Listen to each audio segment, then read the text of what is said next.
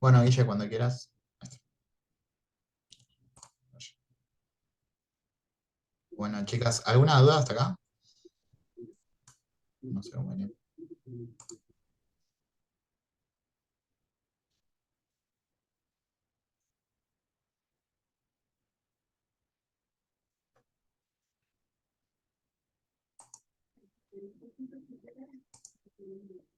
Ok. Bueno, joya. Eh, no sé, Guille, qué ibas a decir, justo te agarré. Bueno, eh, si les parece, seguimos con la cuestión de lo que es la explicación y la comprensión, que ese es un tema que puede entrar tranquilamente. Digamos, la ciencia se divide en ciencia positiva y ciencia hermenéutica. La ciencia que es positiva viene del positivismo de Comte, siglo XIX, con el periodo de Revolución Francesa y Revolución Industrial, que es una ciencia que funda las ciencias sociales de alguna manera, pero que todavía viene con una idea previa de cómo se conformaban las ciencias, con un método que era el método científico, pero un método de las ciencias naturales. Todavía las ciencias sociales no había logrado despegarse de las ciencias naturales. Entonces, hay una mirada respecto de las ciencias que es una mirada positiva y que es una mirada explicacionista, porque justamente busca explicar, o sea, busca describir y explicar a partir de una continuidad metodológica, pero siempre con el método de las ciencias naturales.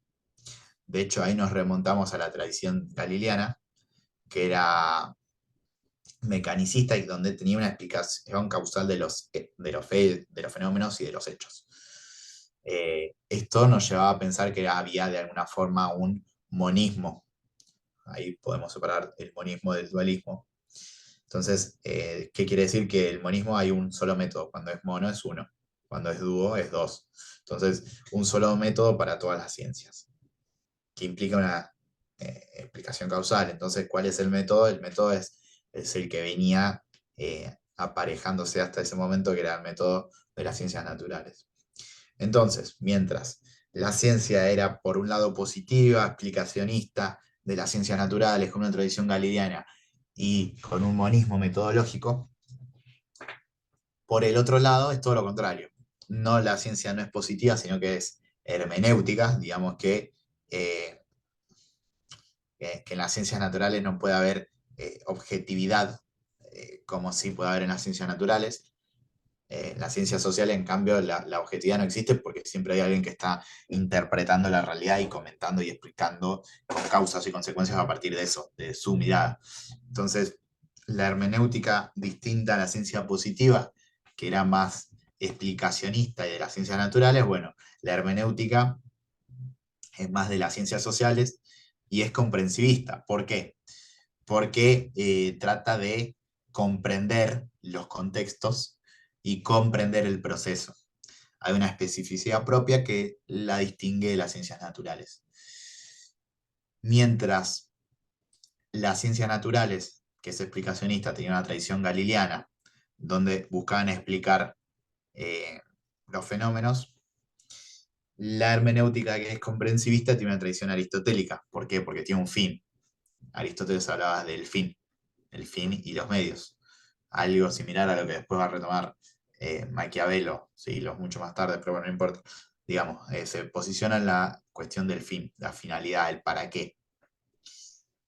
Y mientras en las ciencias naturales hay un monismo metodológico, en las ciencias sociales hay un dualismo, porque cada ciencia, digamos, tiene su método específico. Eso nos hace marcar que hay una mirada explicacionista de la historia, o sea, que busca describir y explicar, y otra mirada que es comprensivista, que busca comprender el proceso. Entonces, ahí, ya bueno, después nos vamos a lo que puede llegar a ser el neopositivismo con Hempel, eh, que también se vincula mucho a, a lo, a lo de Popper. Pero digamos, el neopositivismo implica buscar una alianza entre la lógica y el positivismo, a partir de esta idea de lo que hablábamos anteriormente de las ciencias naturales y cómo el positivismo de Comte había generado eh, su quiebre. Pero este neopositivismo toma como base el inductivismo y plantea tres tesis. Primero, que el objetivo de la ciencia es comprender, después que se basa en leyes generales y después que hay un mismo método. Por eso se vincula el mismo neopositivismo con la mirada explicacionista, porque hay un monismo metodológico. Habiendo dicho esto, volvemos y no solamente tenemos que entender que la ciencia, como dijimos anteriormente, tiene una mirada conceptual, tiene un método, tiene tres métodos. Hay un método hipotético deductivo que es justamente el método científico. Ese método científico nosotros lo llevamos para el lado del progreso de la ciencia, hablamos del falsacionismo, hablamos de Popper y hablamos de Kuhn y el progreso de la ciencia, hablamos de que la ciencia se divide en formal y empírica y hablamos de que la ciencia a lo largo de la historia también se dividió en positiva o hermenéutica, explicacionista o comprensivista, como quieran llamarlo. Pero la ciencia también tiene una investigación social, es una investigación social, porque tiene supuestos. Entonces, la investigación social tiene un marco teórico, objetivos y metodología, ¿no? El marco teórico es el nivel de abstracción más grande, que digamos es la operación del intelecto, y ahí hablamos de un paradigma, una teoría general y una teoría sustantiva. Pero digamos, ¿qué es lo importante del marco teórico? ¿Qué es lo más abstracto de esa investigación que se va a llevar adelante? Es una investigación y es social la investigación. No es cualquier tipo de investigación, porque siempre estamos hablando en el marco de cómo se desarrolla el progreso de la ciencia. O cómo la ciencia no tiene solamente una mirada evolutiva, sino también una mirada comprensiva.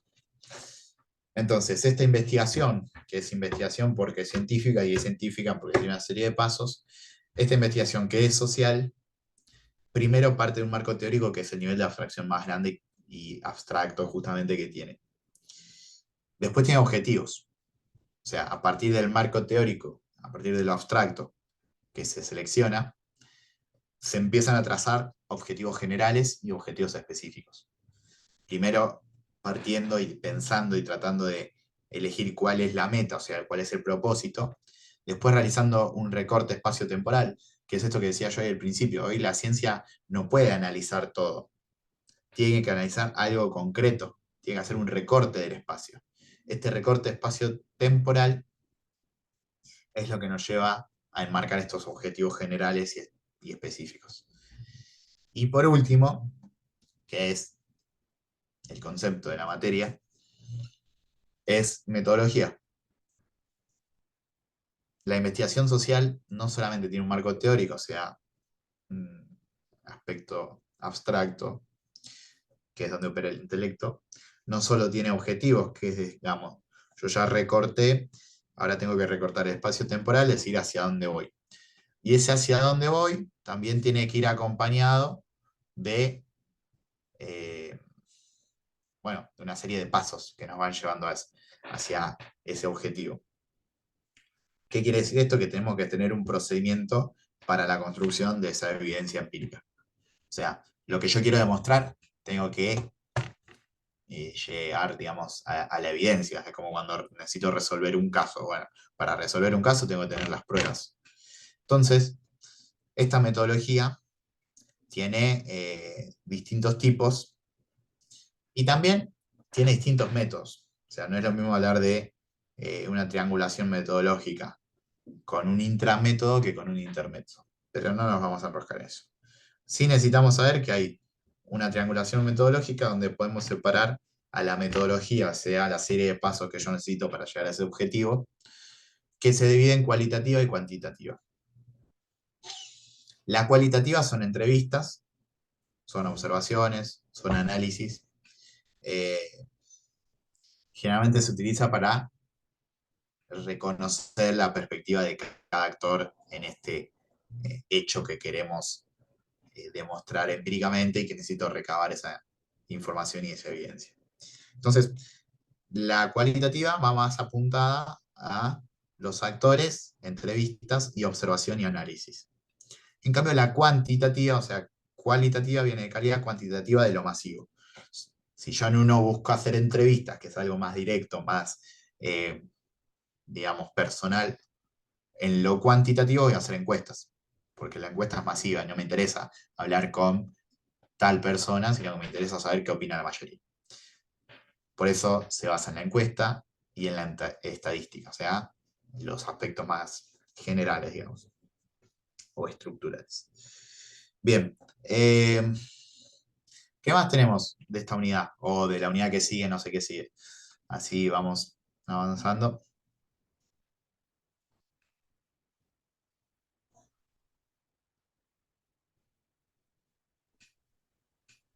Sería la unidad 2 de la que Sí, creo que esta era la unidad 2, ¿no? ya Ciencia, después, ciencia jurídica, ahí se muere. Eh, eh, ahí en ciencia jurídica, More, ¿qué estuvieron viendo?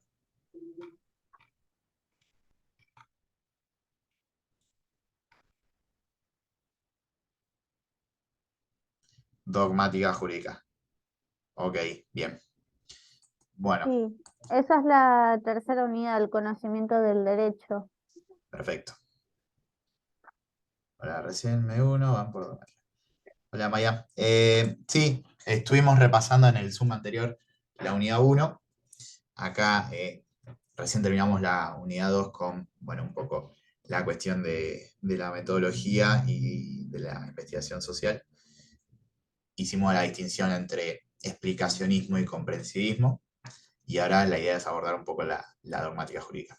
Como les decía a las chicas, si hay dudas, anda mandándolas o prende el micrófono, no hay problema, y vamos charlándolas, así avanzamos. No sé si en si repasando, estudiando, habías tenido alguna duda a preguntar. Así, si es de las anteriores unidades, la charlamos. Si no, avanzamos.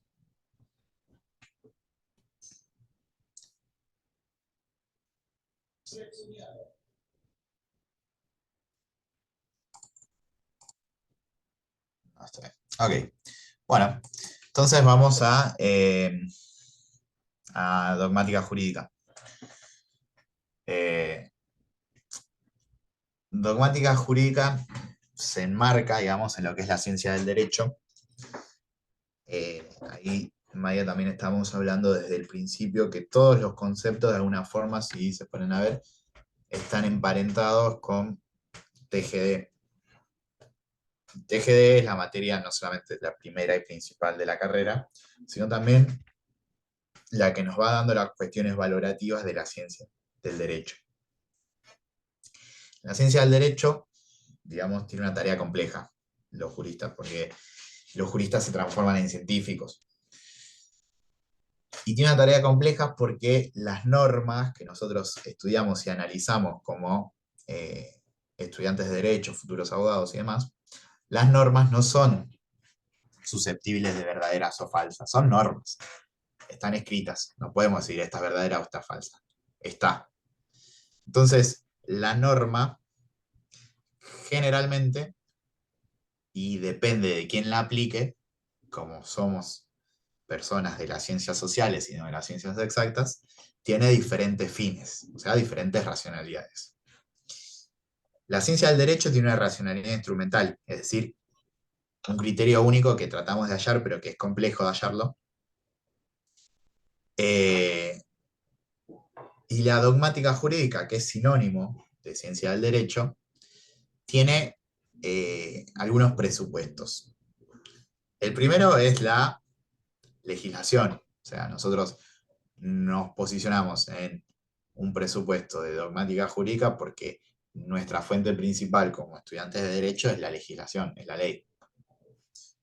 Después el derecho preexistente.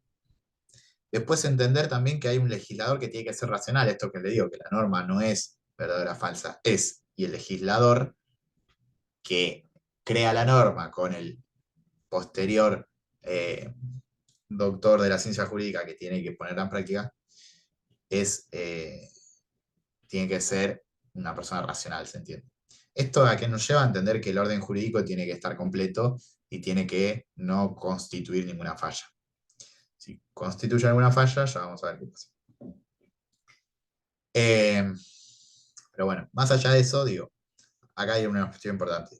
Ciencia del derecho es igual a dogmática jurídica. Cuando hablamos de dogmática jurídica, hablamos del paso del dualismo al monismo. Y hablamos también de la codificación. O sea, el codificar implica que yo paso de alguna forma por escrito o enmarcarlo en un código o lo que sea a lo que antes estaba enmarcado como un derecho, a veces sobre tablas, a veces un derecho que no tenía nada que ver con la ley escrita que tenemos hoy. Entonces había antes un naturalismo, ¿se acuerdan que también lo vieron en TGD? Que implicaba recurrir a consideraciones morales. En cambio, una vez que se codifica y que aparece la dogmática jurídica, ya hablamos de la idealización de la actividad jurídica, o sea, que la actividad jurídica tiene que tener una metodología. Y acá entra la materia. ¿Por qué? Porque cuando se empieza a hablar de dogmática jurídica o de ciencia del derecho, y cuando se codifica, o sea, cuando esto pasa a lo escrito, aparecen dos miradas contrapuestas, que también lo vieron en TGD y que es esencial en TGD, que es la cuestión del naturalismo y el positivismo jurídico. O sea, hay una controversia. Por un lado, el naturalismo, que, digamos, recurre a consideraciones morales, que tiene la tesis de la metaética, donde habla de principios válidos y cognoscibles, y después otra tesis que habla de que las normas no se contradicen, o sea, no pueden contradecir el derecho natural, o sea, que lo que se escriba o lo que se codifique no puede contradecir el derecho natural. Entonces, de alguna forma está diciendo que existe el derecho natural. ¿Y cuál es el derecho natural? Es la reflexión moral sobre la actividad jurídica. Y ahí aparecen dos miradas, una que es cognoscitivista, que dice que los jueces morales describen, y otra que es no cognoscitivista, que quiere decir que ellos lo niegan. Cognocer significa conocer. Eh, entonces, ahí hay una interpretación normativa y dice que los juicios de valor son susceptibles de verdadero o falso, pero que sostiene de alguna forma el derecho natural. Ahí aparece la mirada de Finis, de Shapiro y de Alexi.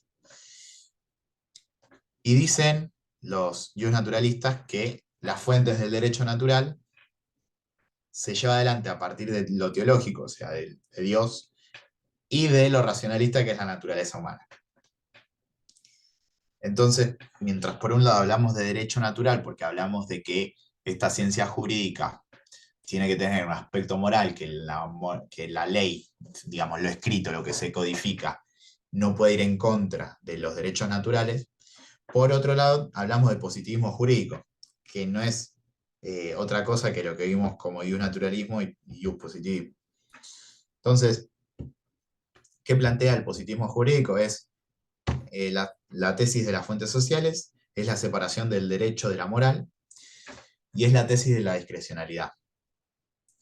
Entonces, ¿qué es importante acá? Que el derecho es una creación. El derecho no viene de la racionalidad humana ni del orden divino de Dios, sino que el derecho es una creación propia del hombre. Y cuando hablamos de la separación de derecho, que es una creación propia del hombre, de la moral, tenemos que hablar de dos miradas. Una que es la del escepticismo, o sea, ser escéptico significa rechazar todo, entonces lo que busca es rechazar la existencia directamente del derecho natural. Y por otro lado, la del positivismo jurídico de Hart, donde habla de los hechos sociales, que es muy interesante esa. Ahí nosotros tenemos que hablar de la tesis de la neutralidad. Esto estudianlo porque es muy probable que lo tomen. siempre lo toman lo de la tesis de la neutralidad. Y dice que el derecho puede ser identificado, eh, digamos, sin efectuar ninguna evaluación moral, digamos, ¿no? O sea que más allá de si hay moral o no hay moral, el derecho tiene que ser aplicado de la misma manera. Entonces ahí aparecen dos tesis. La primera que habla de que el derecho tiene que ser descriptivo, o sea, cómo se piensa el estudio de la ciencia, en este caso de la ciencia jurídica. Y la otra, que es esto de Hart que les decía, ¿no? La cuestión de los hechos sociales. ¿Y qué son los hechos sociales? ¿Cómo demarcamos al objeto de estudio? Entonces, ahí analicen qué admite Hart a partir de las dos cuestiones de la moral y el derecho, pero cómo admite la moral en esto y cómo eso lo separa de Feuler, donde hay una moral interna del derecho. Pero bueno, esta tesis de la neutralidad, pensemos a Hart, pensemos a Kelsen en el derecho neutral y pensemos también a Nino a partir de la cuestión de la ciencia descriptiva y valorativa. Lo de la tesis de neutralidad es de Hart. Sí, ahí lo de la tesis de neutralidad parte de la cuestión de cómo Hart entiende al positivismo jurídico y que no es el positivista jurídico, digamos, tradicional como podía ser Kelsen o podía ser Ross, que son más escépticos a la moral. Él trata de alguna forma de conciliar la mirada de la moral con la mirada de la ciencia jurídica y obviamente con el derecho, ¿no? Pero digo, ¿qué es lo importante de la tesis de la neutralidad? Que el derecho puede ser identificado sin efectuar una evaluación moral, pero no está negando que la moral existe, ¿no? Mientras Kelsen y Ross dicen el derecho natural no existe, Hart dice sí existe, pero lo que importa igual pasa por la norma, pasa por lo que es descriptivo. Y tiene una mirada superadora también porque los hechos sociales, si ustedes creo que están en el libro de Nino, me parece, si ustedes analizan lo que dice Hart de los hechos sociales, habla de una mirada, digamos, comprensiva. Él dice que frente a los casos problemáticos, los jueces tienen que tener cierta discrecionalidad. ¿Se entiende? O sea, lo que dice es, no hay, no hay que entender al derecho sin entender a las personas, sin entender al hecho. No podemos entender al derecho sin el hecho. Entonces, lo que no puede, de alguna forma no puede objetarse que hay una distinción entre ellas, entre lo que es y lo que debe ser, pero tampoco viene a ser como Kell, sino como Ross, de negar que existía de alguna manera el derecho natural, que era propio de una mirada escéptica y positivista, porque cuando ustedes analizan la distinción entre naturalismo y positivismo jurídico, estamos hablando de que el naturalismo solo se sustenta en que hay cuestiones elementales que hacen a que la realidad humana tiene un derecho natural preexistente. ¿Basado en qué? Basado en un valor supremo que era el valor de la justicia. ¿Se entiende esto o muy enroscado como escribe? No sé, Maya, si se entendió.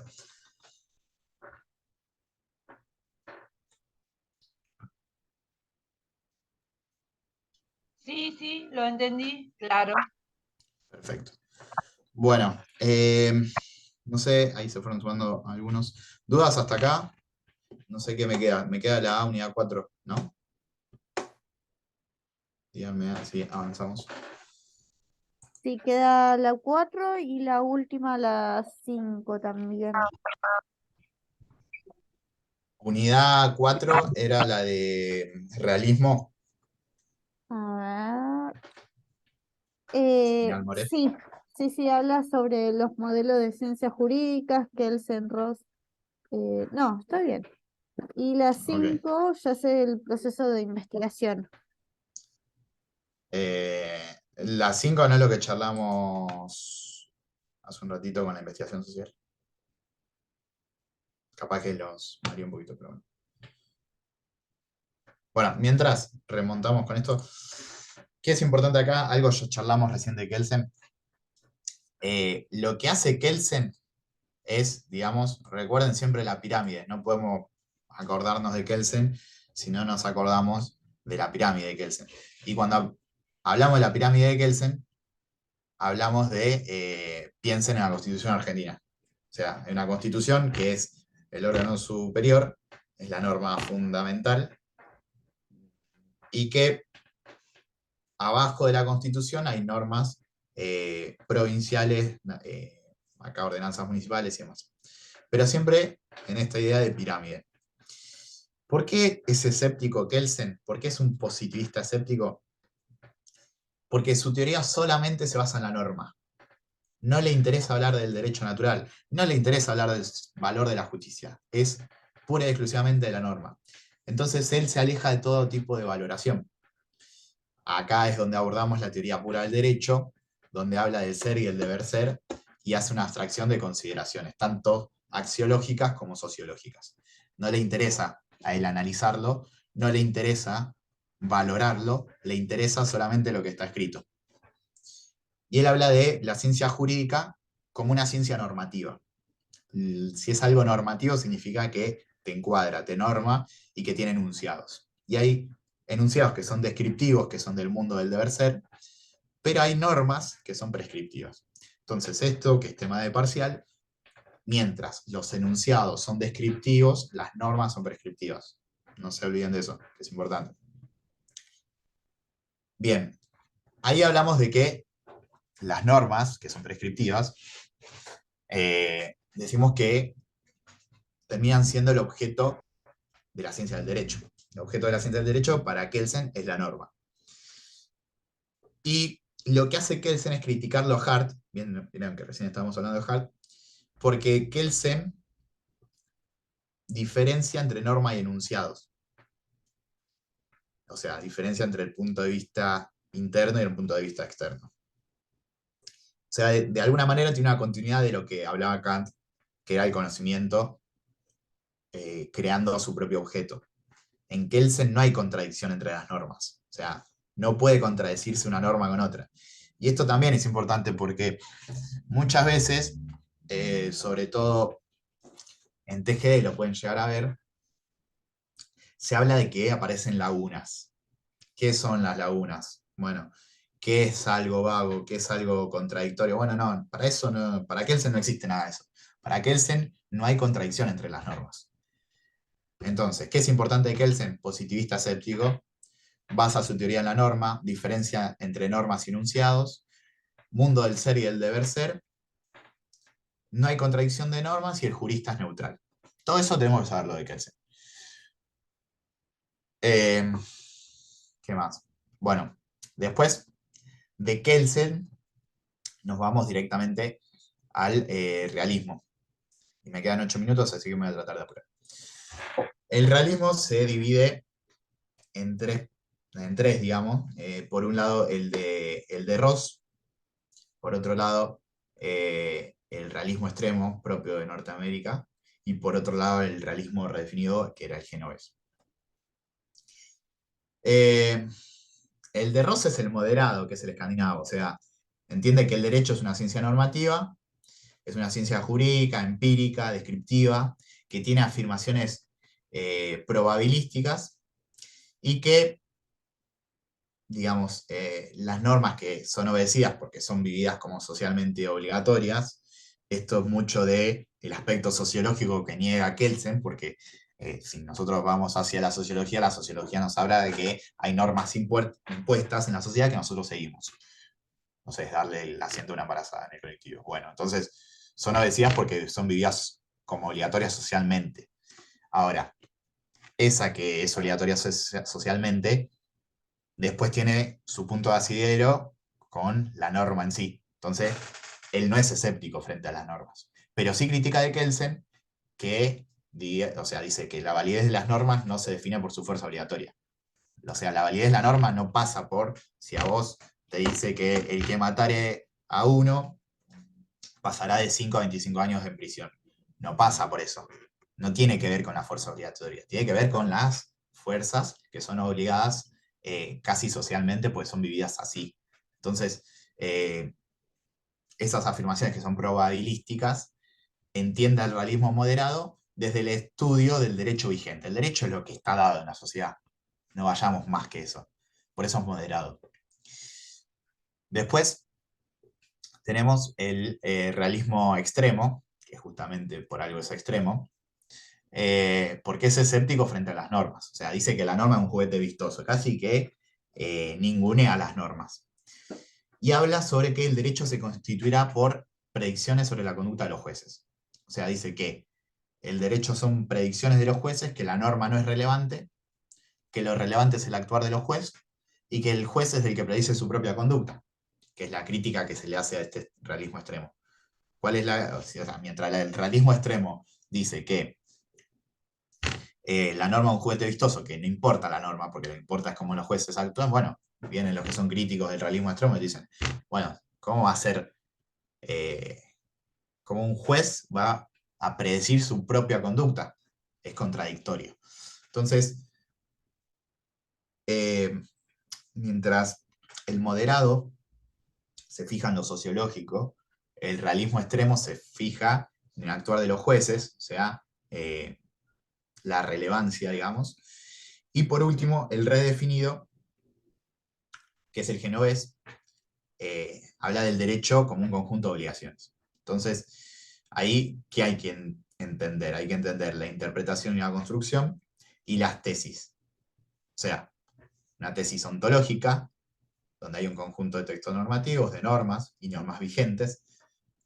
O sea, ¿qué es el derecho, en síntesis? Una tesis que es metodológica, donde acá es donde empezamos a ver qué hay detrás de estas lagunas, qué construcción jurídica aparece, y una tesis que es epistemológica, que es sobre todo a partir de la ciencia jurídica, cuando hablamos de interpretación cognitiva, cuando hablamos de metajurisprudencia y cuando hablamos de la descripción del derecho vigente. Pero, ¿qué es importante acá? Es importante entender que, por un lado, tenemos a Kelsen, escéptico, por otro lado, tenemos al realismo, que se divide en tres, y después, por otro lado, también tenemos a, bueno, yo recién les decía, ¿no? Había, según Kelsen, o según mi cabeza, como lo piensa Kelsen, una pirámide. Bueno, para Alchurrón y Bulligen la pirámide es al revés, está boca abajo, digamos, ¿no? ¿Por qué está boca abajo? Porque hay una sistematización del derecho. O sea, primero en la base se identifican los problemas y después esos problemas que terminan siendo lógicos llevan a formulaciones, ¿no? Entonces, no parten de la norma desde arriba, de la Constitución Nacional, como pensamos nosotros, como pensaría Kelsen, sino que parten del sistema para después llegar a la norma. Es al revés el proceso. ¿Y eso qué implica? Implican caracteres lógicos, completitud, o sea que no existe la laguna jurídica, existe el defecto lógico. O sea, el defecto lógico es la laguna jurídica, digamos, ¿no? Por eso los caracteres lógicos son completitud, independencia y coherencia, o sea, tiene que ser coherente, tiene que ser independiente, y se establecen enunciados lógicos. Pero ¿cuál es la diferencia con Kelsen? Que Kelsen parte de la norma para explicar todo el resto, entonces vuelvo a lo mismo. Si vos robas, vas a ir preso. Bueno, Alchurrón y Bolívar dan vuelta a la pirámide. Están robando, entonces tienen que ir presos. ¿Me explico? Bien. Creo que llegué. Digamos, ¿qué digo que me parece que tienen que saber bien?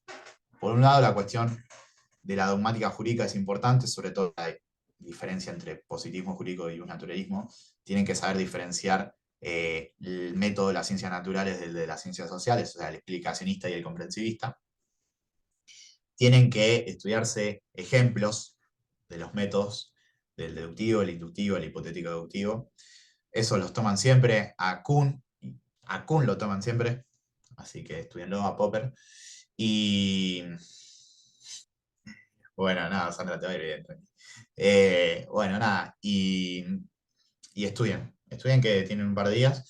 Ahí, Guille, cualquier cosa les pasa el celu mío. Creo que estoy en el grupo también, sí, Mariano Grupo.